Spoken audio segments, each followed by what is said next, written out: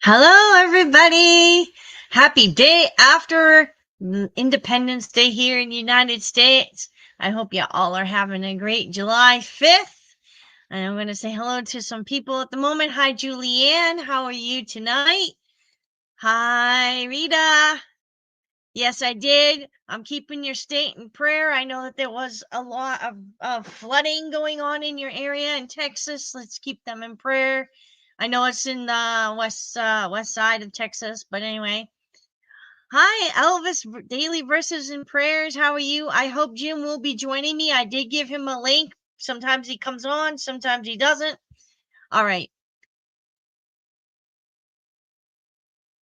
Hi, Sandy. How are you tonight? All right. Okay, so we have a lot to cover here. This is going to be an interesting chapter. I had read, yes, as far as I know, from what I heard, there was at least a total of 24 plus 23 missing. I don't know if they found missing girls or not, but we're keeping you guys in prayer over there in Texas right now. Hi, Claudette. How are you tonight? Okay, so this is going to be an interesting chapter. I kind of perused over it. I thought I would just give myself an idea of where she's going with this. And so I'm going to start talking about Elvis's will, his trust. Basically, she's going to question a lot of Priscilla in this chapter. So the things that are talked about in this chapter are not my opinions. This is Gail Brewer Giorgio's research. So any of you guys that dislike Priscilla, that is fine. Let's keep our comments relatively cordial, nice. Everyone's up to their opinions. Okay. So let's just be nice. I know some people do not like her, and I know that's a touchy subject, but hey, it is what it is. She was part of his life and, part of this whole thing. So we're going to be covering this. It's going to be pretty much covering Priscilla, Lisa Marie, and the postage stamp. So I think the postage stamp came in to play after this book was written. So what we will be talking about the postage stamp, and they did do a postage stamp for him. Obviously, it's in the corner here of my screen. So, all right. Hi, Barbara. All right. Yeah. I mean, me personally, I have nothing wrong. Like I said, I put myself in their shoes and it's not easy. It was not easy being Elvis's wife, that's for sure, or his girlfriend's, even. Understanding him and putting up with his lifestyle. All right. Hi, Francis. How are you? I don't know if Jim is joining me today. I did send him a link, so hopefully he does. Yes, happy 4th weekend to you too.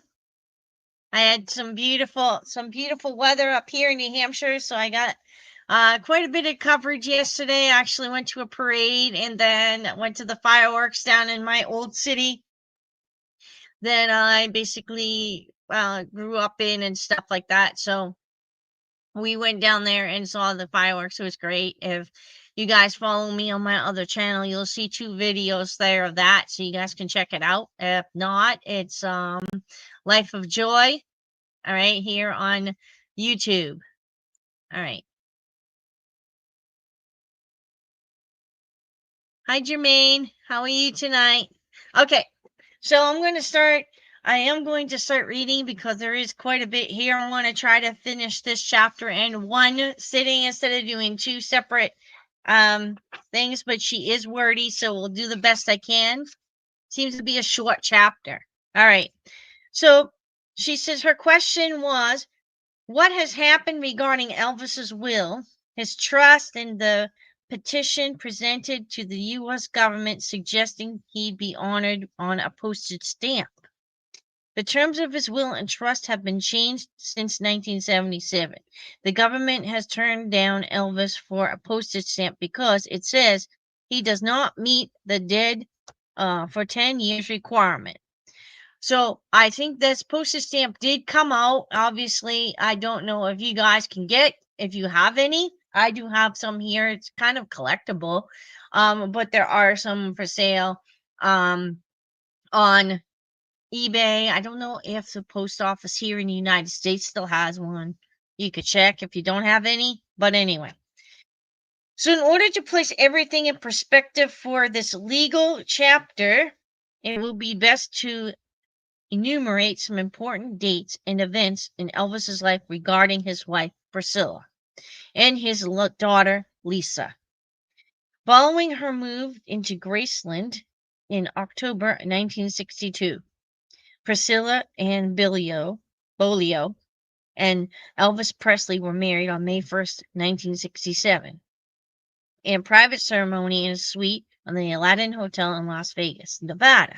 9 months later, on February 1st, 1968, Lisa Marie was born. 5 years later, on February 23rd, 1973, Priscilla left Elvis, and on August 18th, 1973, Elvis sued for divorce. On October 9th, 1973, the divorce was granted. Under the terms of the settlement, Priscilla received a cash payment sum of $720,000. The Elvis Special reported in its October 1973 issue that she received $6,000 installments monthly on the second $720,000. However, according to the October 12th, 1976 article in The Star, Arthur Toll, Priscilla's lawyer, was quoted as saying that Elvis and Priscilla were still legally married, despite the judges granting them a divorce 4 years earlier. Neither Elvis nor Priscilla had, it appeared, bothered to obtain the final judgment that was essential. Thus, they were still man and wife at the time of Elvis's death. Now, I'm going to open up and remember Elvis. Now, this book was written after Elvis died, but Wanda June Hill had taped telephone conversations and then transcribed them in this book. So, this is from an interview. Okay, let's see. See if she has the date. In California, 1976. All right, so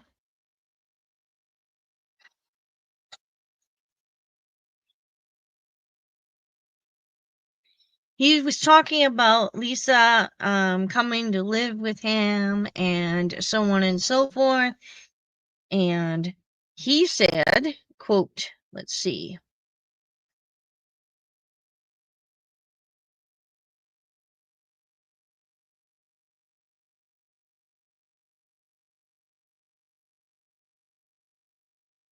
All right, so he basically talked about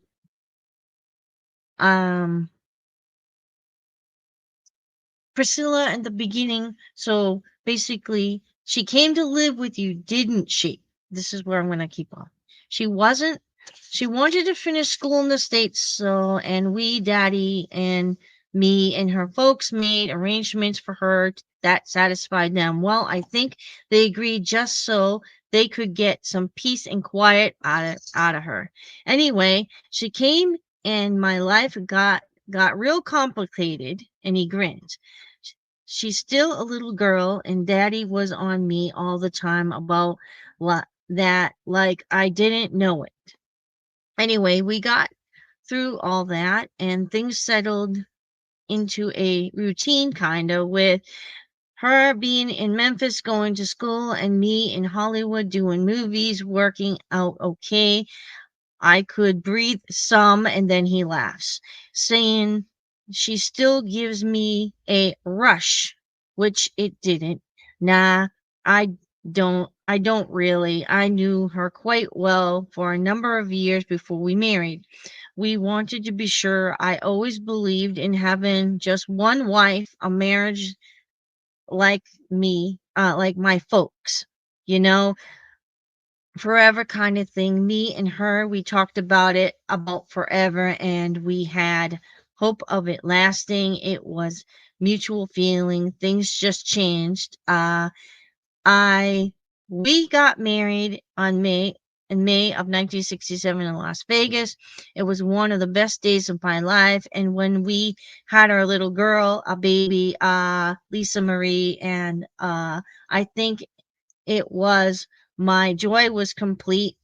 I could never tell you don't have enough command of the English language or any other. He chuckles, shakes his head to really say how I felt about that day. Thrilled me. My wife is still is beautiful, and with her I have my daughter. I always loved Priscilla. She is my wife. Okay, this is 1976. Now, if they were divorced, why would he say she is my wife?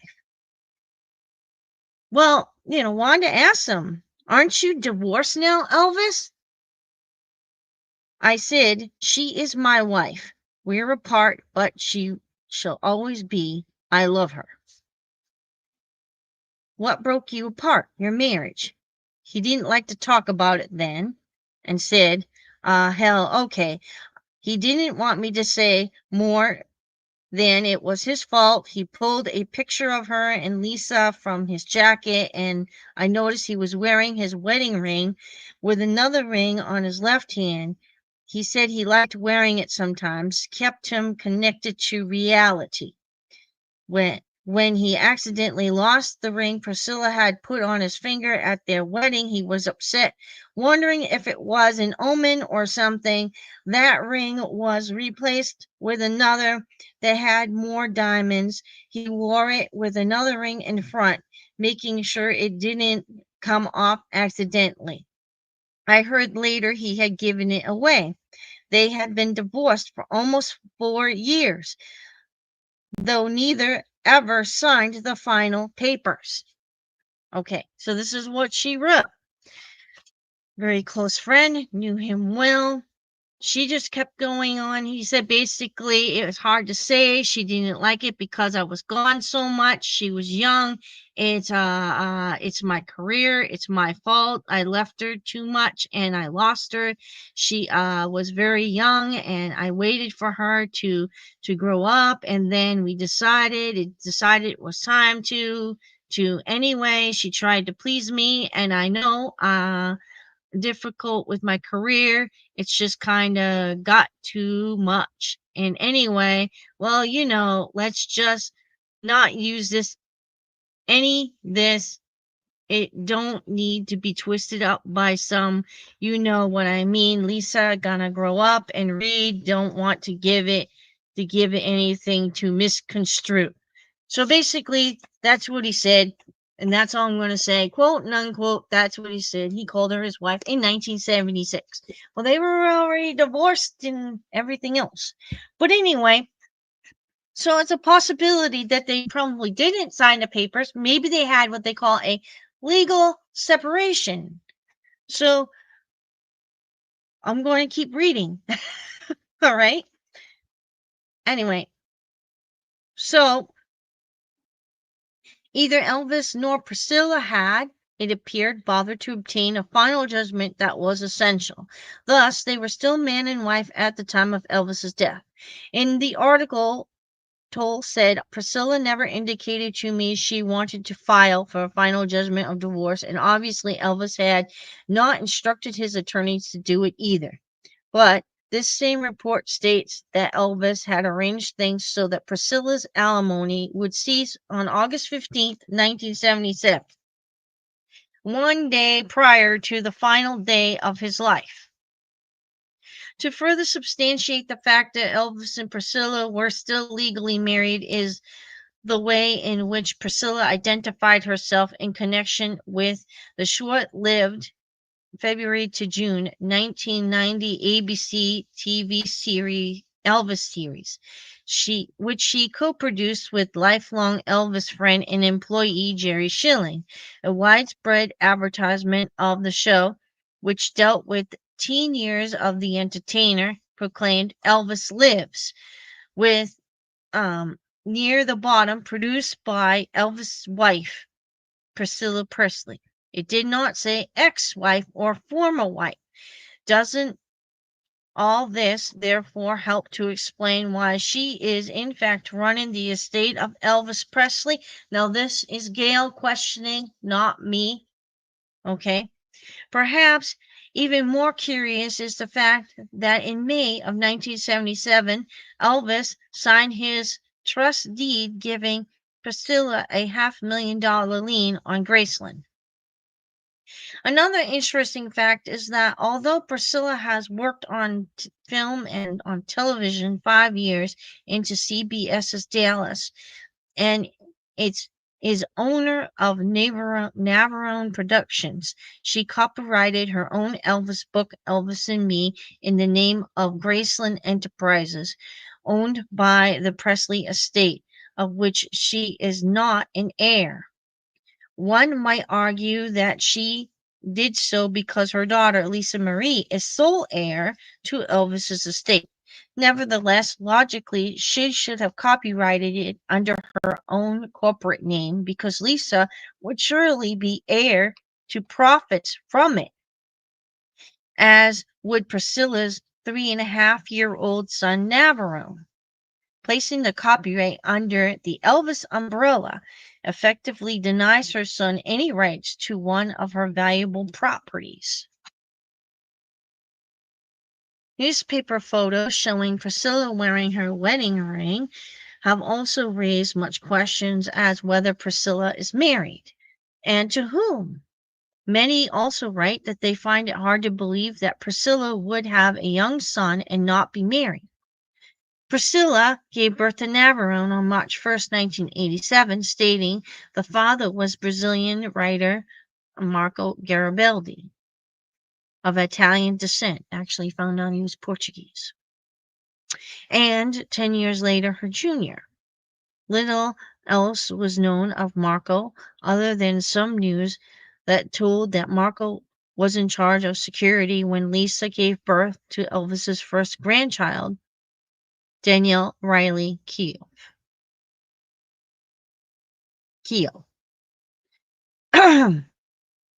On May 29, 1989, Priscilla was never married to Marco, and she never married anybody, never remarried.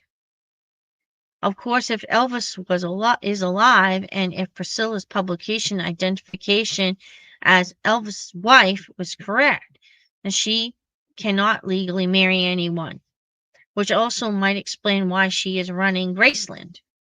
In an interview with David Raisin of U.S. Magazine on October 12, 1988, she was quoted as saying how proud Elvis would be that she had done very well with his estate, probably better than anyone else.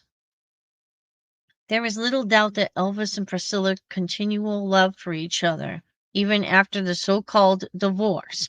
In fact, Priscilla has stated many times that she will always love Elvis.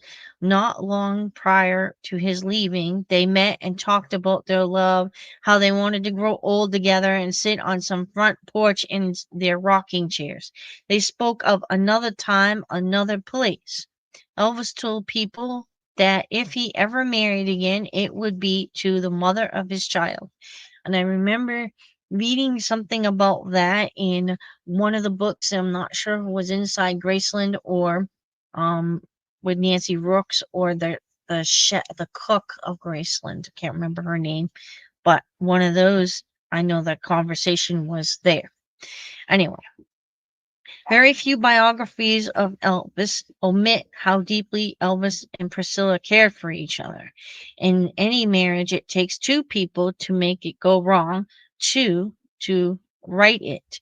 From everyone I have spoken of, Elvis regarded the losing of Priscilla as a major tragedy, and him. It was primarily his lifestyle and that distanced them. Priscilla was only 15 years old when she fell in love with Elvis.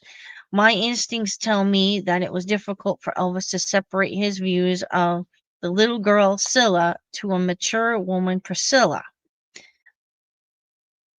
Which brings us to Elvis's last will and testament. a 13-page document dated March 3rd, 1977, replacing an earlier will and witnessed by Charlie Hodge, a close friend, Ginger Alden, a current girlfriend, and Ann Dewey Smith, the wife of Vernon Presley's attorney, Beecher Smith III. Besides a puzzle over why Elvis chose to revise his will only a few months prior to his death, the question has arisen of why he disinherited everyone believed to have been included earlier, naming his daughter the sole beneficiary with the stipulation that she would inherit the estate at the age of 25 on February 1st, 1993. Although Elvis left out his stepmother and stepbrothers, close friends, and diverse other members of the family, he made the following provisions. In item 4, residuary trust. Paragraph B, indicating the trustees of the estate to provide for the health, education, support, comfortable maintenance, and welfare of my daughter Lisa Marie Presley and any other lawful issue that I might have. My grandmother Minnie Mae Presley, my father Vernon E. Presley, and such other relatives of mine living at the time of my death who, in the absolute discretion of my trustee, are in need of emergency assistance. People had wondered about the other lawful issue I might have. Did he mean another child somewhere? Also, the question has been raised that if Elvis was planning to marry Ginger Alden in a few months, why didn't he wait until such marriage to make will changes that would include his new wife? Dee Presley, Elvis's stepmother, lamented in her book Elvis, We Love You Tender that Elvis had promised her he would always take care of her boys by her first husband, Billy Stanley, Rick, Billy, and David Stanley, and was upset to discover that they had been left out of the will. Marty Lacker, a friend and best man of Elvis's wedding, in Elvis, Portrait of a Friend, asked why Elvis had said he was going to leave all the guys something just months before his death changed the will. He also said he had other funny feeling about the will, wondering particularly why Elvis left out his close friends and cousin Billy Smith. Others have wondered why Elvis would make his elderly, very ill father executor of the will. Logic says that a man 42 years old who only weeks before passed a physical examination would outlive a sick father by decades, unless, of course, Elvis knew that his death was very close. The will entitled Lisa Marie on her 25th birthday to take ownership of all the assets in the trust created for her. These consist of Graceland, record royalties, licensing fees for use of the Presley name and image, and other properties. Lisa Marie would inherit the entire estate in 1993, 16 years after Elvis's death. All right. The reader may recall the 16 missing years of Jesus' life spoken on case number 5. Also, he or she should keep in mind the number 16, as in August 16, 1977, the 16 white Cadillacs used at the final farewell and the funeral procession. Okay, so I'm not quite sure where that links to that, but anyway. Probably because it's 16 years after Elvis's death, where she would inherit. So that's probably what she's referring to numerology and the number 16. Anyway, however, in 1988, both Priscilla and Lisa Marie appeared in the Memphis court to extend the conditions of the will so that Lisa would not take control of her inheritance until 1998. When she would be 30 years of age, rather than taking control at age 25. The reasons given for the extension was so that the estate would be in a better position to negotiate long-term contracts for movies and other transactions. Several attorneys have informed me that long-term contracts entered into pre-1993 by the estate would have been valid and held up in court of law. Thus, the reasons for the extension seem puzzling. Second, why would Lisa, at the age of 20, agree to an extension when she still had 5 years left on the original decree to make such a decision? A decision better made with greater maturity on her side. In other words, the extension had little to do with the legality of taking care of business. Okay, so state laws vary in regard to wills and trusts. Thus, the following letter may not necessarily reflect Tennessee law. However, it does reflect what fans at large have noted. It comes from Joanne M. of Carrollton, Texas. She entitled the EP Estate Trust. Now let's talk about the trust and how it works. There is a revocable and there is an irrevocable trust. When a revocable trust is set up, the grantor may elect to name himself or others as trustees. The grantor has full control over the trust, the estate, and monies while still alive.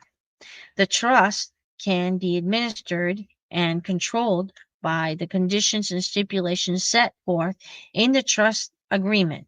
The trust agreement can be exclusive and separate from a will. If at any time or for any reason the conditions and stipulations are not being met, the grantor may elect to change or revoke the trust.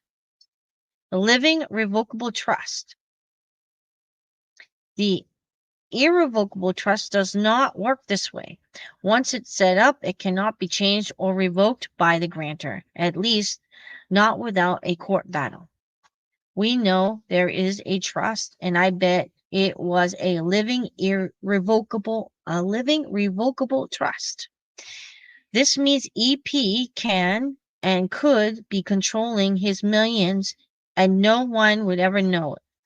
Priscilla's role as a named trustee could include some pretty strange requirements. In some cases, trustees receive payment for administering the trust, sometimes a percentage based on the value of the estate. I would suspect Priscilla's salary would make us all do a double take. And I think when she did take the Riley to court after Lisa Marie's death, and they said that she was going to be no longer a trustee. Okay, obviously she was getting paid quite a bit of money every single month or year or whatever it was from the trust to help run it. So maybe there was a lot of legality to that, so we could see that, but we can also see where the family would be really upset with her. All right, by doing that. So remember, the will does not stipulate who the trustees are or will be, only discussed the will executor's role, a role which is pretty insignificant given the scope of the estate management. An estate planning attorney could give you the whole realm of possibilities. Note in the will, item 4, paragraph B, number 4, compare with paragraph C, the trustee, not Vernon, who is only named as the will's executor, has a power to distribute funds to other relatives. After Vernon dies, the trustee, whoever it or they are, can no longer make any disbursements. Look at paragraph E. This stipulation has been a great deal of significance, which needs to be checked out. It's been reported that Lisa Marie's inheritance will continue to be handled in trust until she reaches the age 30. A change in the original trust. Can one trustee make such a major provision change? Not hardly. Is Lisa Marie a co-trustee? As trustees, you have EP's old law firm, his old Memphis bank, and ex-wife. Even though Lisa Marie was a minor child at the time EP left, this did not automatically give the executor an active role or power, which is so evident. A lot of thought went into the EP trust, and believe me, there is someone or something controlling it. Maybe a grantor, Mr. EP himself. Remember, inheritance does not become community property. If the speculations about about protecting the estate from the unscrupulous unscrupulous husband, all right, and she said, Danny would be an example, Danny Keogh, were a consideration, putting the inheritance off until you see if the marriage files wouldn't really apply. There's no tax advantage from a 5-year delay. Why? So believe me, what we have here is a revocable trust, which someone established prior to a will. The will is nothing more than an eyewash document, which simply legal mumbo jumbo wording. The EP trust document would answer every question we ever thought about. Okay, so I'm not quite sure. I'm not a lawyer, so I'm just reading what's in this book. There are varying opinions, various stories, differences, and all that. So, other points Joanne made were one, that the trust can be set up in any state beyond the one where the grantor resides, which means that Elvis Presley could have been better off than the public knew. He could have owned properties, islands, half of Tennessee under a corporation name that falls under the protection and privacy of a living trust. And two, that such a trust offers protections against wills being contested by family members. With a living trust, Elvis had the ability to change trustees and revise the trust status anytime he desired. Assets could be added or removed. Trustees could trust conditions could easily be changed by the grantor, EP, prior to death. Okay, so Joanne agrees that Lisa Marie and the inheritance age change has invited more questions. When a grantor stipulates an age requirement for the heirs in inheritance of the trust, then it cannot be changed by the heir or trustee, even if all parties agree. The trust is established for ensuring that the grantor's wishes are followed precisely. Okay, so take a reverse scenario. If the trustee and the heir decided they wanted to acquire the estate earlier than the stipulated age, do you think this would fly? Hardly. Although we are not privy to the reasons for the 5-year delay, it makes little difference. The only time the trust conditions are modified is to prevent losses to the estate, generally related to properties and taxes. So what Joanne is speculating about is that if the grantor were alive, there would of course have been no problem for Lisa Marie's changing of inheritance age. Interesting. Anyway, Joanne imagines that there may have been 2 reasons for Priscilla's and Lisa's wish to delay Lisa's inheritance. Someone might marry her for the money. Lisa was still single. However, inheritance money does not become community property. Only assets acquired during the marriage do so. Joanne notes that there could have been a pre-existing condition included in the trust that stipulated should Lisa Marie marry before age 25, then the trust management would continue for an additional 5-year period. We will never know. And Lisa might have been capable of using good judgment in handling an inheritance. Joanne points out that. This would have been difficult to prove and would have been a messy family legal situation, drawing too much public attention. I can't see Lisa's admitting that she lacked good judgment and or was incapable of seeking financial assistance in handling her estate. Besides, she was at the time only 21. Why make the change 4 years prior to her becoming 25?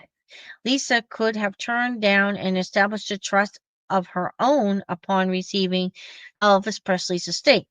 Elvis could have had additional millions, others homes, cars, planes, and assets that the public would never have known about. Assets purchased prior to and after August 16, 1977, and protected and maintained in a trust, funds available, but maybe under a corporation name. So finally, 3 unusual monetary moves were made by Elvis shortly before 1977. The first revealed to me by Detective Monty Nicholson, 19-year veteran of Los Angeles Sheriff's Department and the author of the Presley Arrangement, was the cashing in by Elvis of many paid up life insurance policies. The second was placing over $1 million in a private checking account somewhere that only Elvis and his father could touch. A third move, reported in several major news articles as well as on NBC, was an investment of $510,000 in late 1976, which netted Elvis a tax deduction of $2.5 million. What is unusual about this third event is that it is prior to 1976. Elvis always paid his taxes off the top, taking no major tax deductions. So this chapter will end on somewhat legal note, something off a governmental puzzle too. Several years ago, a campaign was initiated by Elvis fans petitioning the U.S. government to issue a postage stamp honoring the singer. However, in its May 1988 issue of the Forum, Suspicious Minds fan club based in Memphis indicated that neither Lisa nor Priscilla Presley would speak about or support a stamp campaign. In 1989, the Los Angeles Times article entitled Stamp for Elvis suggested that the interest in the singer being alive was also a matter of philatelic interest. Sorry, I cannot read very well, so my apologies if I can't pronounce this. Philatelic, I think. Anyway. A U.S. Postal Service rule says that except for ex-presidents, anyone honored on a postage stamp must have been dead for at least a decade. Some Presley fans say that the time has come to commemorate their idol. An anti-Presley faction argues that it would be absurd to according Elvis with same honor given to musical giants as George Gershwin or Duke Ellington or Igor Stravinsky. Anyway. Caught in this crossfire, the Postmaster General has taken refuge in a strict constitutionalist position. The stamp honoree, he says, has to be dead, but demonstrably dead for 10 years. Demonstrably. Okay. With that qualification in mind, foes of the Presley stamp will no doubt now happily join the chorus of those proclaiming that, yes, indeed, the king still lives. Okay. The Elvis special commented that in its October-December 1989 issue, Anthony M. Frank of the U.S. Postmaster General has said he likes the idea of an Elvis stamp, but the rules for entry to Philatelic Hall of Fame require a person to be demonstrably dead for 10 years. So New York Daily News reporter Tom Webb of the Knight Ridder newspapers wrote on May 6, 1990, by its resistance to issue a Elvis Presley stamp, Pat Geiger, who heads the Elvis postage stamp campaign, swears the U.S. Postal Service is missing out on a great financial windfall, pointing out that post office deficit. Geiger reasons that Presley files, speculators, and collectors would snap up millions of Elvis stamps, but never stick them on a letter. The Postal Service would be paid for the stamps, but would be asked to deliver relatively few letters bearing them. I'll never give them up, Webb cited Geiger as saying, either I die or Elvis gets his stamp. All right. So another Elvis fan, Mitzi H. of Santa Monica, California, wrote me on a local radio station the other day. This jockey was interviewing a postal authority who said there would be soon a stamp out for Claude Pepper. The DJ jumped back with, Claude Pepper, why haven't you given an Elvis stamp? So many people want it. Why this guy?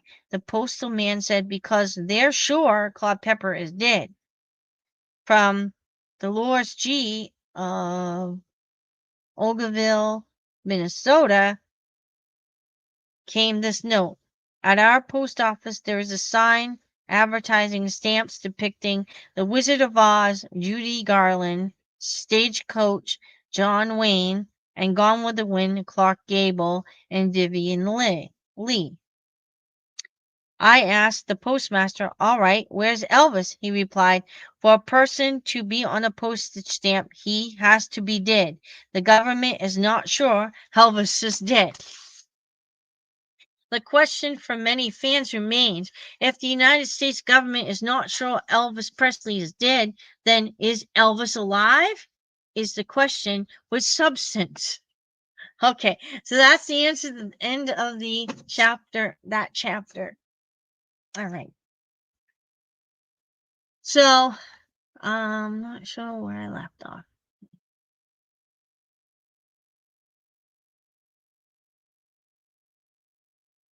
Okay. Hi, Purple Green.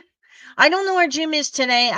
I sent him a link, but he never came on, so. Hi, Judy. Legal separation. Yeah, I mean, that's what I'm thinking. If that's what they're thinking is a legal separation and not a real, like a complete divorce, like they didn't finish the final steps. I don't know. But it could be a reason why she could use his last name. Sometimes a lot of, I'm going to say, news outlets refer to her as his widow. I mean, why would they be calling her that? So that was kind of weird. Not a divorce in a traditional sense, right? And I think that's the reason why she never got remarried. And as far as I know, he never got remarried. He had girlfriends and stuff, but never got remarried. Hi, Orion Girl 8. How are you? Neither signed the divorce papers or stayed legally married. I'm going to say they were a legal separation, never finished complete divorce process. I don't know.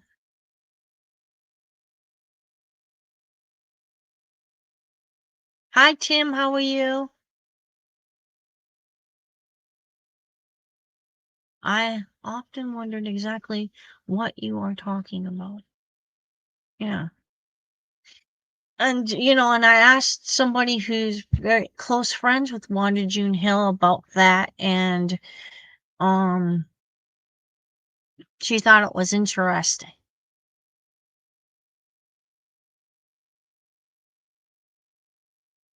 Wow, I never knew that. No wonder Priscilla never married again. Yeah. I know I'm gonna say that. I mean, if it wasn't true, she wouldn't have written it in here. Like, you know, I mean, that's where he was at. And there were some books like If I Can Dream where he says, no, no, no, no.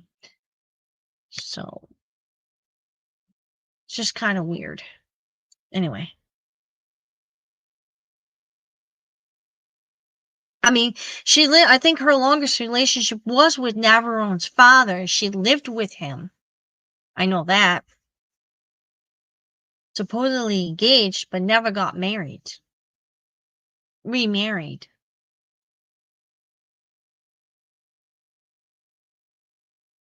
Yeah, right. A lot of this book I never knew either. So, but she's got some great research. Sometimes she's a little off, but you know,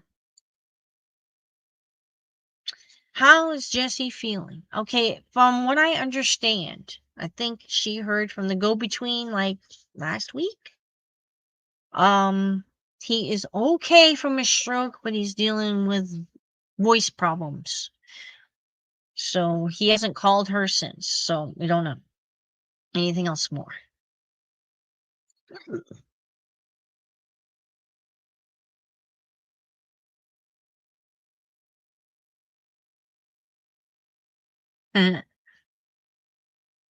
Yeah. And then,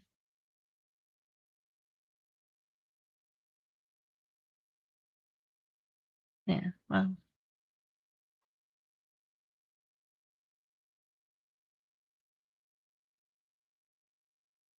I don't know what to tell you about that one. But Wanda June Hill had interviewed him and typed that out. So the way it is. I'm only rocking him. I highly doubt that, right? Yeah. I don't think he talks to her anymore, especially after Lisa Marie passed and everything that happened after that. If he does, I don't know anything because obviously it's not mentioned. His private life is private, so I was thinking Priscilla's son actually. I think Priscilla's son is actually Elvis's son, Navarone, and maybe I'm just assuming things. Um, I don't, I don't know, but I think it's kind of strange that Navarone gets like a little like percentage of Lisa Marie's estate. If I remember correctly. Don't know. I don't think so. It's just weird, but I don't think so.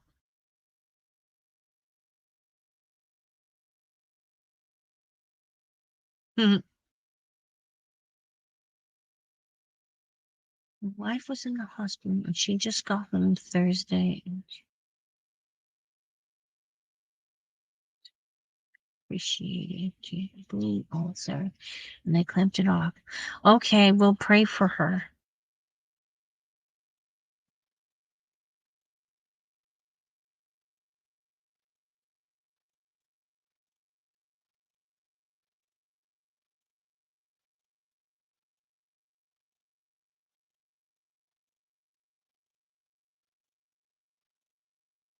Mhm. In the name of Jesus, yes.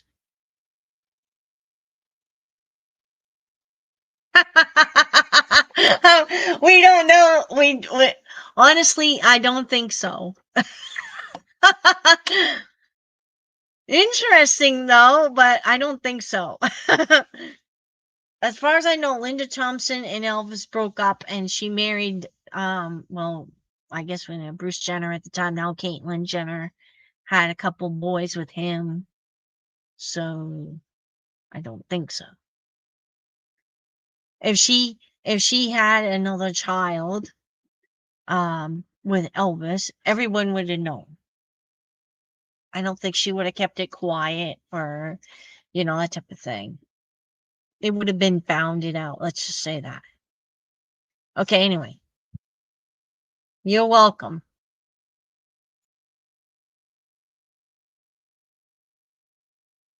Yes, right. Navarone and Navarone looks more, I think it looks like Priscilla and mixed with his father. Anyway.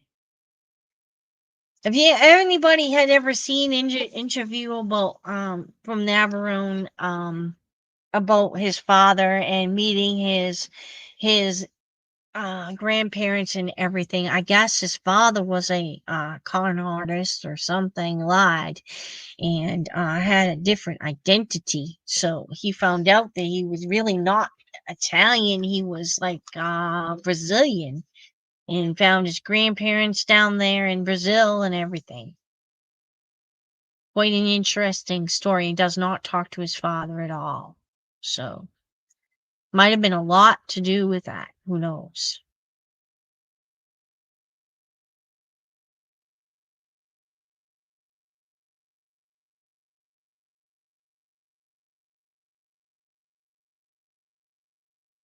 I don't think Priscilla's dated with Elvis at all. She seems like, oh I really honestly, um, I'm gonna say that she does not. They probably talked on the phone. I know it was revealed on the second Elvis tape with the interview with Gail on the phone, which we will be covering in this book. That he he knew he was there at the wedding, and so was Priscilla, but Priscilla is everywhere. She has some she was quite in charge of a lot of things dealing with Elvis and EPE and all that, but she had some help as well. So a lot of it has to do with money. But I think that she is in touch. I don't know if anymore. Like I said, after Lisa Marie's death, I think that relationship got strained, but like I said, I could be wrong. If anybody does follow her on Facebook, sometimes she has these little video clips and she's sitting in her living room, and in the background she's got a photo of her and Elvis when she was a teenager, like in Germany, things like that. So she still has Elvis paraphernalia in the house. Okay, anyway. Oh man.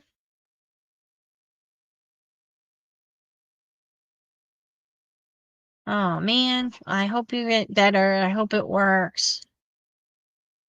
God bless you all. God bless you too, Tim. Yeah. Okay. Great. Scylla did excellent in promoting and marketing Graceland. Yes, she was more, I'm gonna say this, she was more like um the promoter of Graceland and all that kind of thing. I'm not quite sure where she was as far as trustee, but she definitely ran the trust because she did get paid quite a bit. So I'm not quite sure exactly how that was set up. We don't know the legal aspects of that area, but because she is Lisa Marie's mother, I'm assuming she was one of the trustees, obviously, of her funds. And I'm not sure exactly where the delay was. We don't know if maybe Priscilla said, well, I don't think she's ready to handle the money, so we'll make her wait 5 more years. And that's a possibility. That was the rumor. That's what happened, but we're not sure.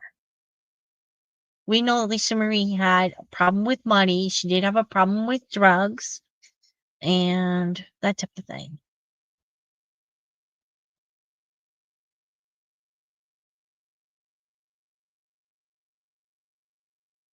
Right.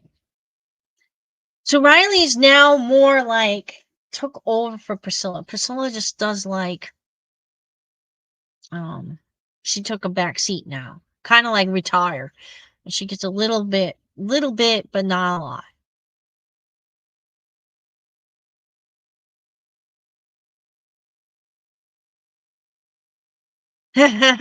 Yeah. Riley Keel. I always say her last name wrong. I think it's because the GH, I keep saying it's the F sound and it's Keo. So my apologies to all of you who have tried to correct me over the years how to pronounce that last name. I keep calling it Keoff, but it's Keo. Anyway, I think she's doing a great job running Graceland. Anyway,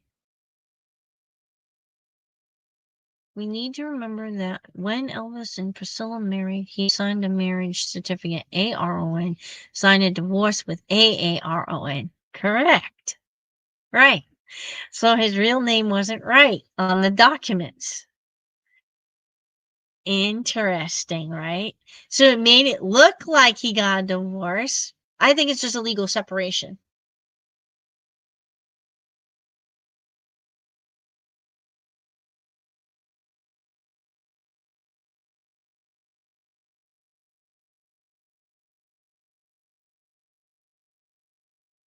So I'm going to say he really didn't, because some of the um okay, so like let me see if I can find it for you. Give me a second.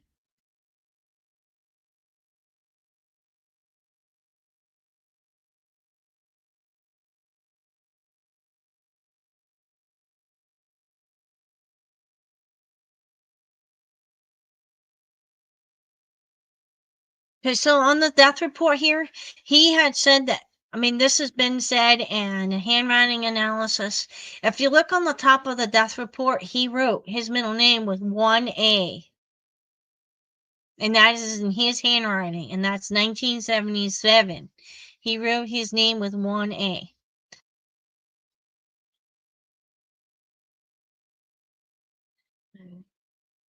Another thing is when Vernon sent out the thank you letters to everybody, he wrote Elvis's middle name with one A. His birth certificate has one A. His social security card has one A. His, everything has one A. Every document except for the marriage, divorce agreement. Now, he might have wanted to spell his middle name with two A's. They said that he asked Vernon to do that, but I don't think he legally changed it, or his social security card would have had two A's and everything would have been changed. Right. No problem, Randy. It's no problem at all.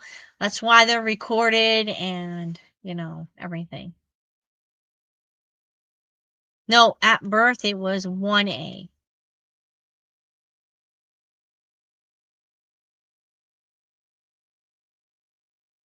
I'm not sure. I haven't seen Jim all day. I talked to him like 3 or 4 days ago, and he was okay, but he didn't come on tonight. I don't know. Maybe he's busy. I know he deals with a lot of things, so would be nice that stamp pushed. Then okay, so I do have Elvis. I do have Elvis stamps. I think they're 29 cents now. I think Elvis stamps to send a letter anywhere would take like 4 or 5 Elvis stamps, but they're very expensive. But you can get them on eBay. I don't know if you are in a different country. I don't know how that goes with eBay. Part of my cat's bothering me. See, she's getting up on the computer. But yeah, I'm not sure, but I found them on sale on eBay. You can try to find them. Got a cheap stamp. Here is that's an old stamp. I mean, postal is more money now. I'm not one to send stuff out in the mail anymore. Um, anyone send out stamps recently in the United States? Have bought stamps in the United States recently? Let me know what the current postage is for one letter. Of course, if we're sending a letter to Australia, it might cost like 4 or 5 stamps. We don't know. I don't know. I sent him a link to join me, but he never joined me.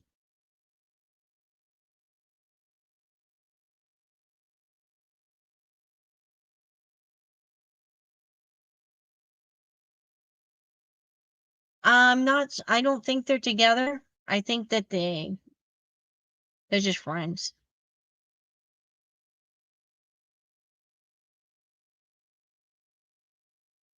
I was reading from the Elvis files, and then I also read from this book, We Remember Elvis by Wanda June Hill.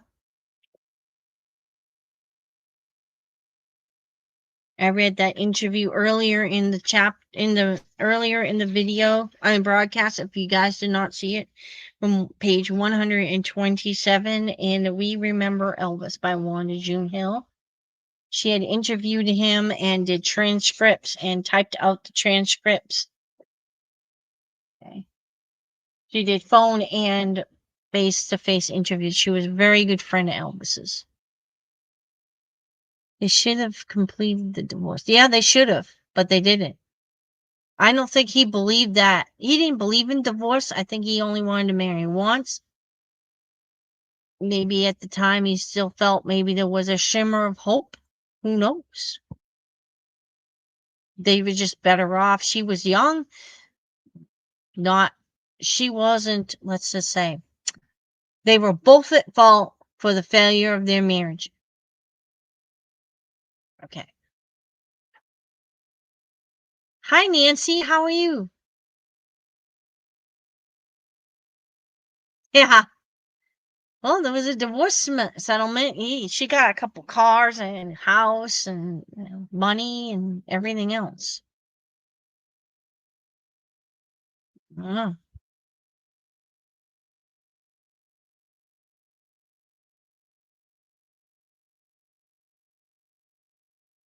Jerry Presley. I don't know.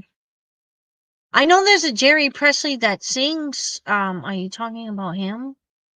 The ETA? I think that's Jerry. Anyway.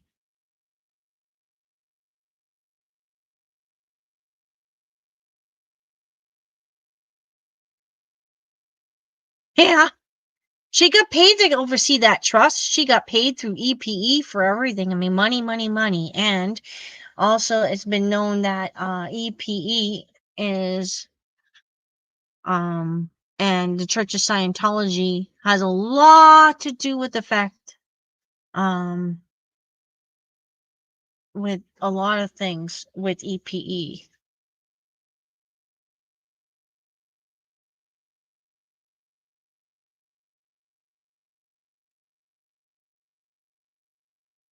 I don't know about that. All I know is I do know that she did ask him for money, and he gave her some money to open that clothing line. And I'm not sure about the house thing, the Graceland thing. No idea on that. And no, he's Marcos.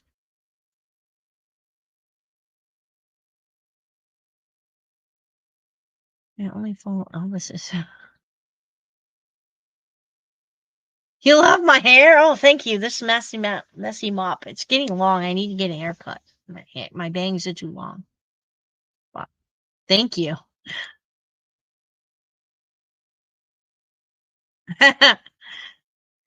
Got it. I'm just about now finishing one. Very good read. Yes. It is a very good read. I never finished the letters for some reason. It got tedious for me and I gave up, but one day I'll read the letters. I got to the um yeah, up to the end of the interviews and I didn't read the rest. I could have read the rest, but I didn't. Just letters to her from fans and stuff, friends and family. Money, money, money. Deal or no deal. Right.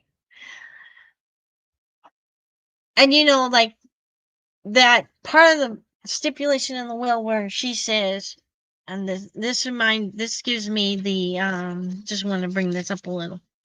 When she said in the rest where it says he had other legal issues. Okay. Other legal issues. So any other lawful issue I might have. Okay, so lawful issue might be different than illegitimate, but there was a special problem in 1988 where Deborah Presley Brando was wanting to be recognized as a child of Elvis. She got recognized, but she couldn't get any other trust because obviously she wasn't she wasn't conceived in the marriage bed, in other words. So that's where they call it lawful issue. But anyway. Yeah. After after Lisa Marie died. She does not. She does a little bit of EPE stuff, but nothing, not anymore. Okay.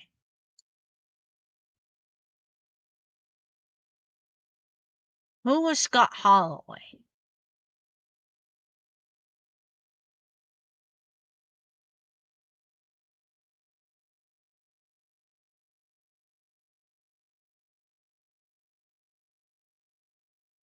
Well, it's been said that Scott Holloway was the one that got his plastic surgery, was a terminally ill patient, had a couple kids, girls that he wanted to have taken care of, and he switched places. So when he died, his body was switched with Elvis.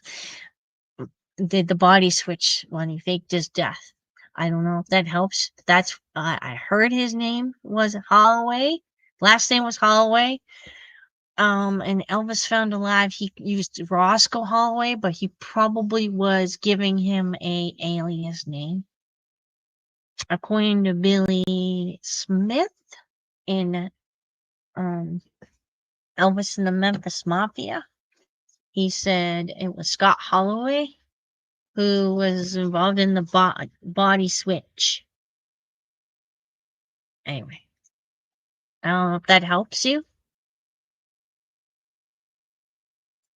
And I want to know, okay, so let's do this. He had plastic surgery. And when after Elvis was found on the floor and Joe Esposito ran up to do supposedly CPR, this is how it goes on the movie. Now I'm not sure if exactly, but it's similar to Linda Hood Sigmund had mentioned this a little bit. But right before the ambulance came, they switched him and the dead man's body. Who was already in rigor mortis because he's been dead for quite a few hours. And Elvis kind of went into like a secret compartment in the bathroom. And after the ambulance left, he got in and somehow escaped the house.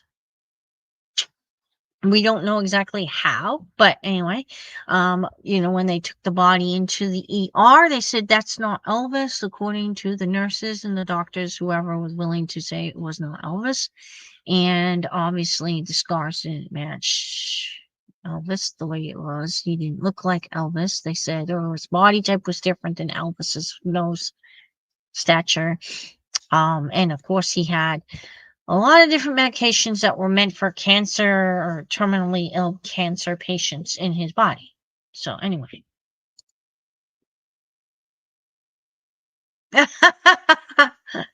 Right. Well, anyway, someone okay, so shortly after she basically took Riley to court after Lisa Marie died. I mean, yeah. And the court settled and everything. She just basically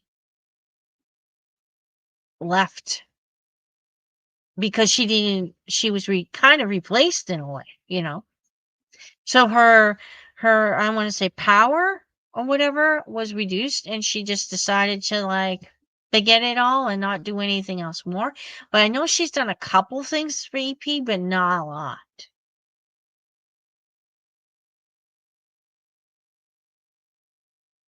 Right. Yeah. All right.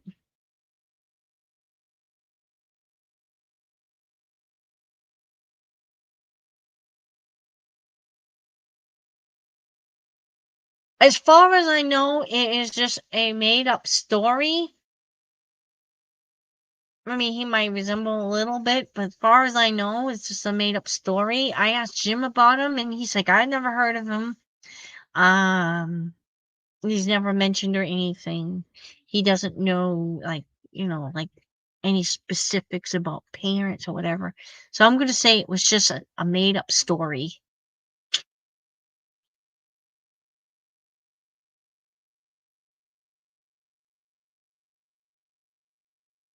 Yeah,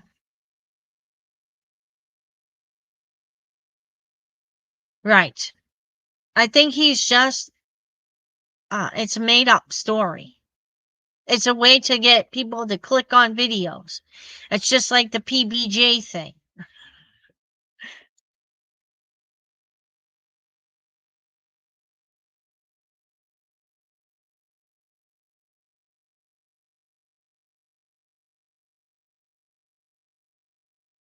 Right. And Billy Smith also said that Chewie Thompson is not related to Elvis. And Jim said it too. Right. Right.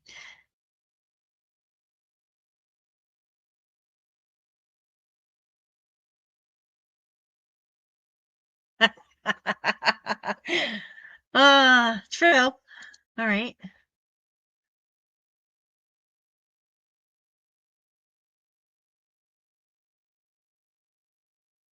What's not available? The We remember Elvis isn't available? Or the Elvis files? I don't know. Could be out of stock. I don't know. People nowadays have been too silly feeding off media lies and disinformation and rumors because the media is actually not a correct. No, not the ETA. Jerry lives in Tupelo. Oh, okay. Yeah. All right. Well, there is also a ETA out of Missouri. I believe it's Missouri, and um his name is Jerry Presley, and his father's name was Dale.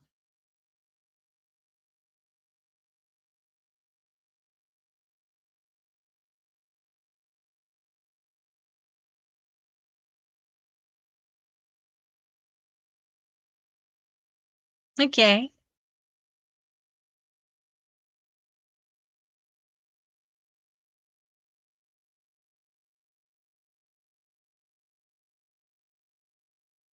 Oh, let me find that for you.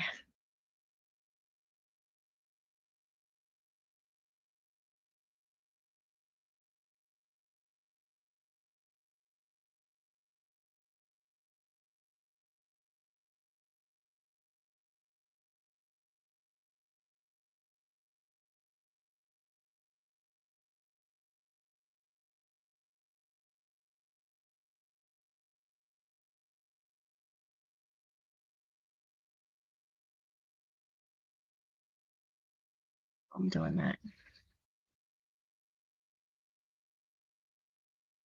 Is there information where he's buried at? I don't know. I know he lived somewhere in Tennessee. And after they had, taken him to the funeral home, they buried his body where he lived with his family and everything.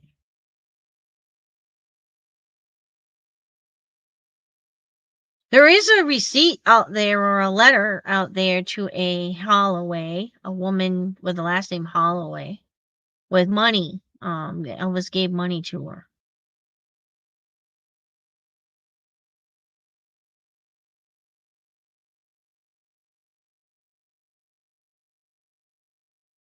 See if I can.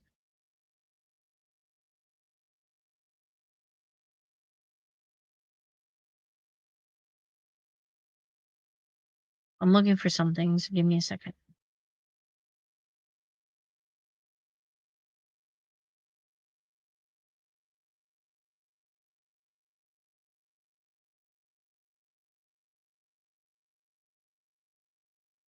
All right, so this is from Elvis and the Memphis Mafia, the book by Elena Nash. Billy Smith was being interviewed, and he told her this story.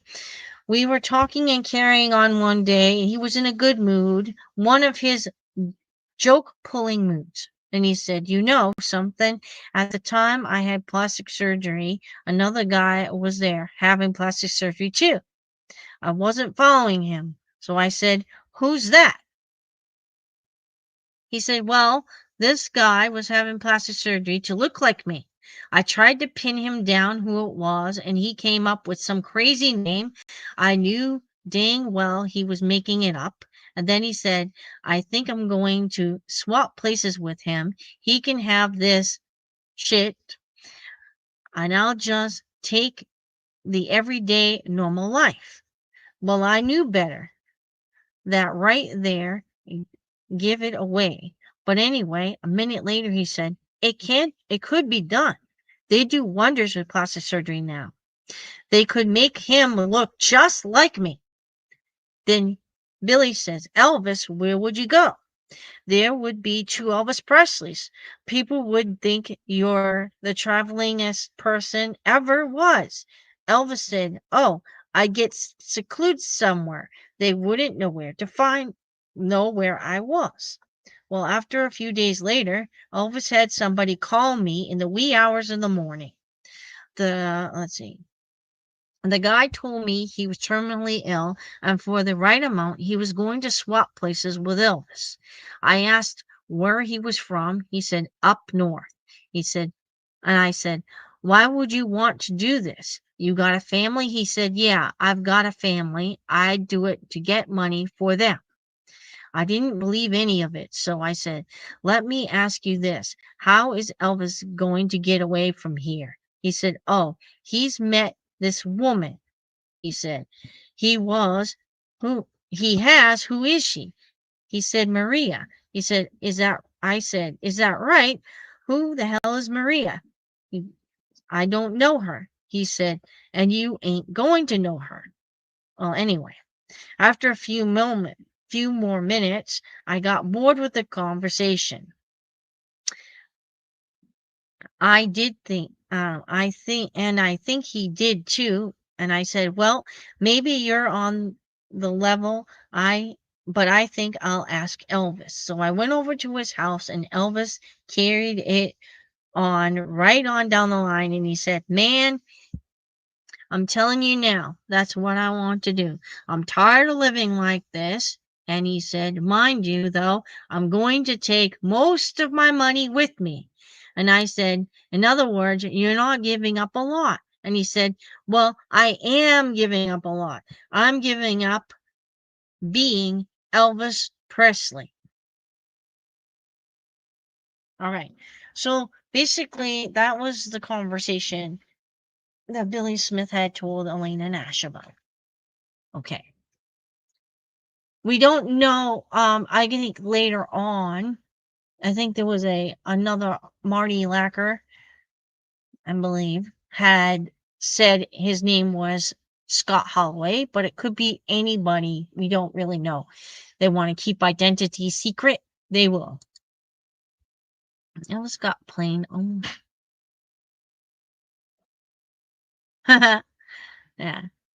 I heard it was a helicopter. Then I heard it was a trailer, but I'm not quite sure. Yeah, clickbait, exactly. So it's hard up on money. She charges by word autograph session. Yeah, I heard about that.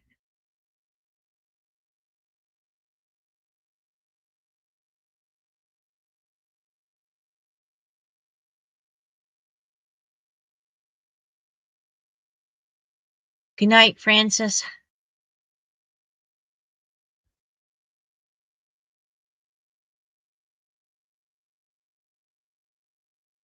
All right.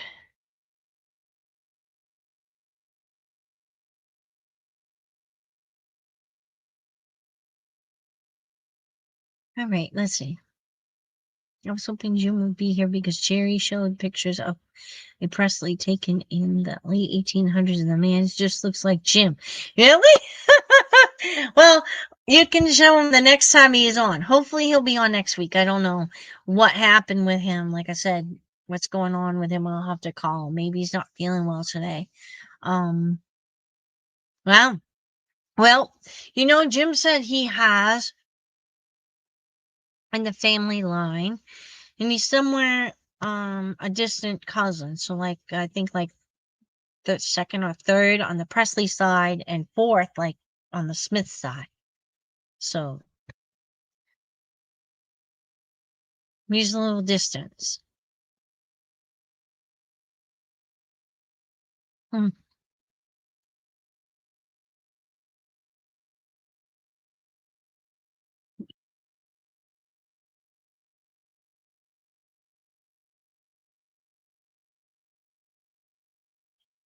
I'm reading your comments over here.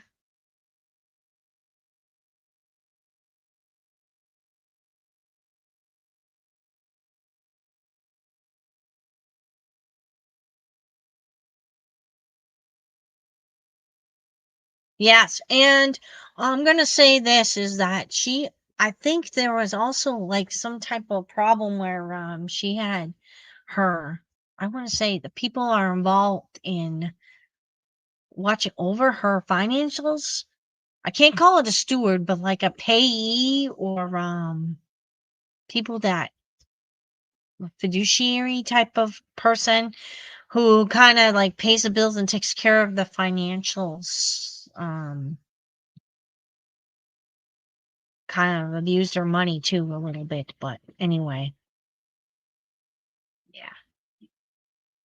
And don't forget, she also got like paid reduced pay from um Riley.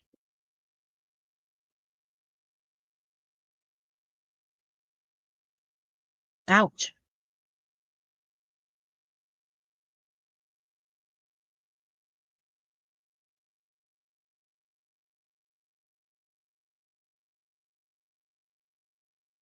Oh, that's interesting. Oh, you're welcome, Nancy. Have a good night.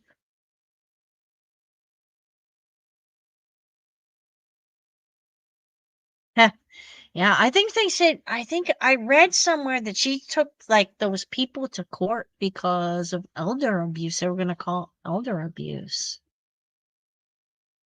And I mean, there was other things going on, but yeah. Well, she's like 80, I think. So she's pretty old. It's a possibility. Right. So I'm going to finish off this wonderful night with a song. I'm gonna actually do Reconsider Baby by Civil Norris. So when that song is done, we're gonna finish this live. You guys have a great night. God bless you all. I will be back on the next Saturday with the next chapter. Well, as far as I know, Riley said that she's going to be buried where she wants to be buried. So Yeah, I don't know what's up with Jim. I might call him to find out. Was it a scam? Probably. Love you, Jim. Love you, Elvis Shifty. All right. So, all right. If you haven't subscribed, please subscribe to the channel and like, favorite, and share this video all over your social media. You guys have a great night. God bless you all. And I'm going to.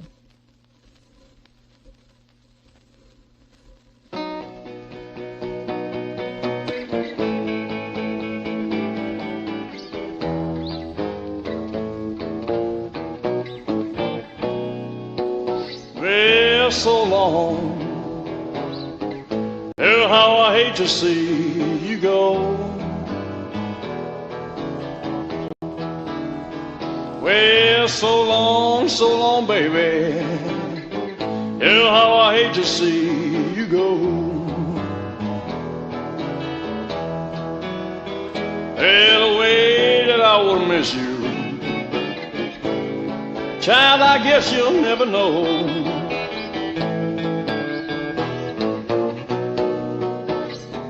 You said you once said love me, but now I guess you changed your mind. You said you once said love me, yeah, but now I guess you changed your mind. I'm gonna let you go ahead on home now, baby. Pray that you come back home sometime.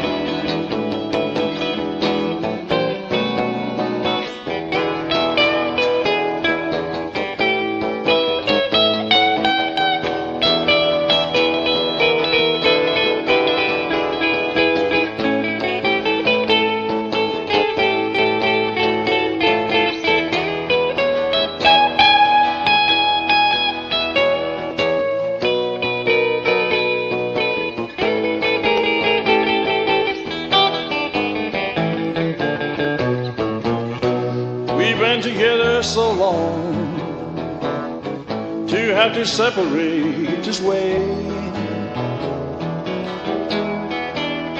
We've been together so long to have to separate this way. Well, I'm gonna let you go ahead on home now, baby.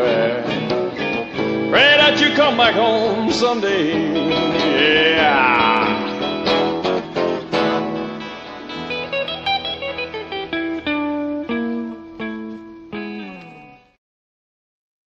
Hi Elvis Police. It's been a while. SK, I believe. Yeah, I'm doing well. I had a great Independence Day. Yeah, today's live was kind of long, so yeah, I'm finishing up here. I'm just going to answer a few things here.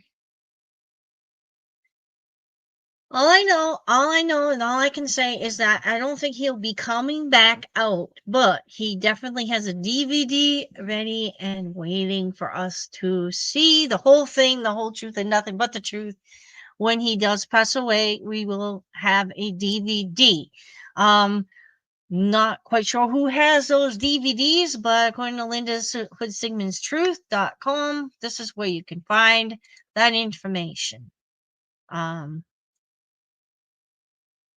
On that website. And that is where he does say that he does have a DVD coming out upon his death. But anyway. All right.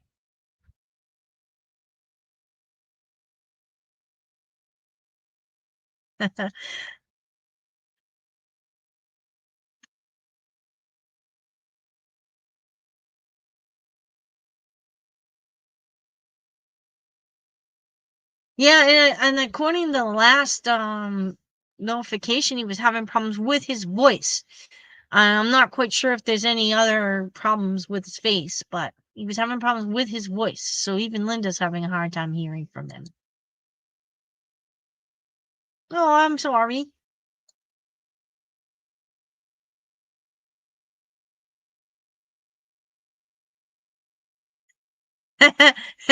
Definitely. And you know what? If you match that up with the Jesse, what do you call it? Not the Jesse version, but the John Burroughs version, of course, you get better music and all that, dubbing and all that, but it's pretty close.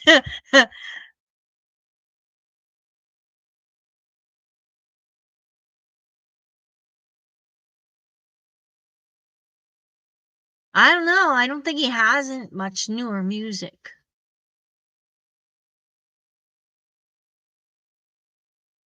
Most of the music collections I have are basically well, Spelling on the Stone, Civil War, and um well, we have the John Burroughs, but I can't play them here because of the copyrights.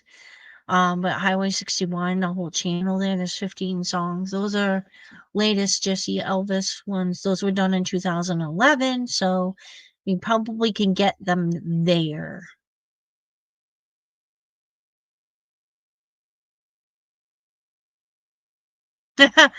Thank you. Happy Independence Day to us.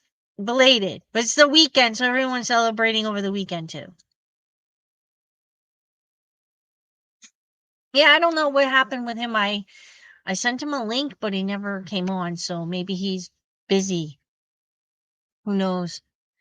There's a lot going on in this country, so it's a possibility.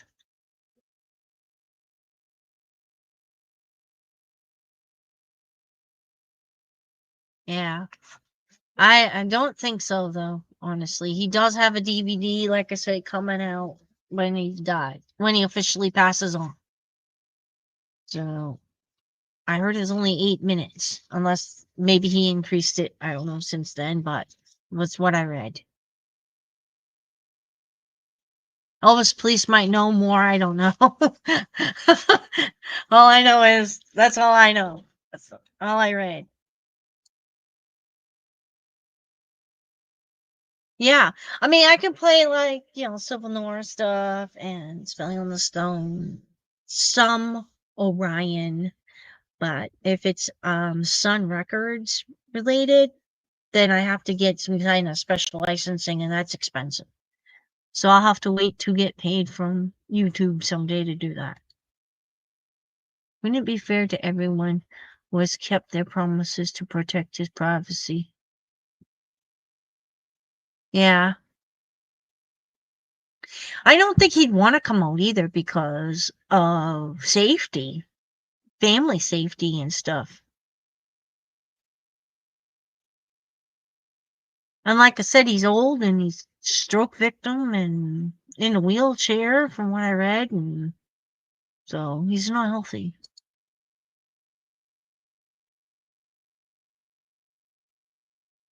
Yeah. Oh well, there's a fine line. You have to do it legally. You can play other people's music, but you need a license for it, and you need a specific type, and I'm not sure how to go about that, and it could be expensive. And it could be song per song, too.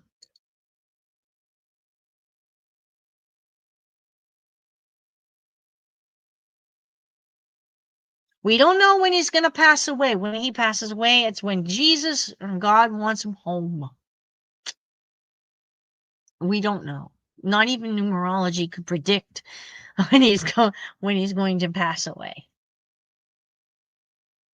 We can go by family history. I think like Minnie Mae died in her 90s, early 90s, 90, 91. So it could be any day or any time. We don't know when it's time for us to go. Okay. I'm going to end the stream now. You guys have a good night. God bless y'all. Yeah. Well, I guess 2027 is rumored that they're supposed to let his autopsy results out, but I highly doubt that's going to happen. They're never going to want to let our our truth out. Yes, definitely pray for Jesse's healing. Definitely. Yeah. Good night. Pray, pray every day. Bye, Sandy. All right. Good night, everybody.